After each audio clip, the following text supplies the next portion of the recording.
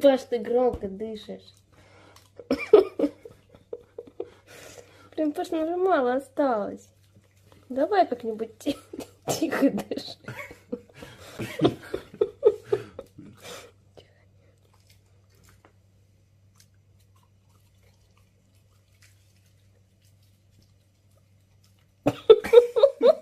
Я сделал дыхание.